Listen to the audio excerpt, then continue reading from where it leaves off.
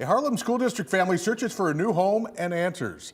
They argue their dream home in Machesney Park isn't in their dream school district, despite being closer to Harlem schools. WIFR's Nathaniel Langley finds what's next from the parents.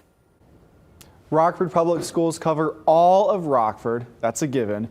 Its boundary also snakes up to Machesney Park and even parts of Roscoe, confusing some parents and inspiring action.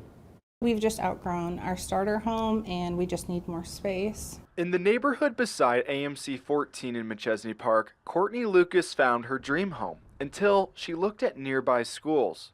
I thought it was a typo at first. The mom noticed Rockford Public Schools listed as her new district, despite houses just across the street heading to closer Harlem schools.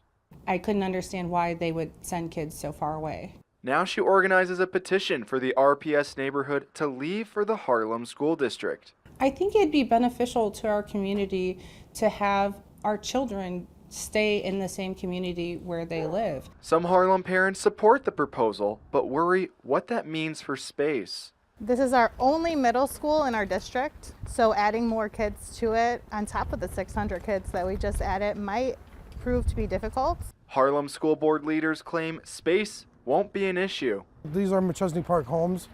They're closer to Harlem. I mean, we would love to have them.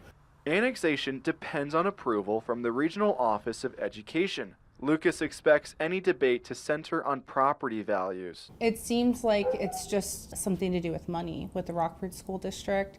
The property taxes in that neighborhood are pretty high. The Harlem mom hopes her frustration sparks change. Even if I didn't end up buying a home in that community, it would still be worthwhile because I know that there's other parents that feel the same way.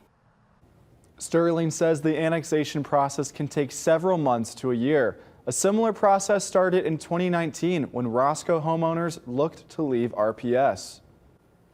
Thank you, Nathaniel. No RPS officials wish to comment on the potential transfer. State law dictates any petition heads to a public hearing. That leads to a panel considering the interests of schools and students.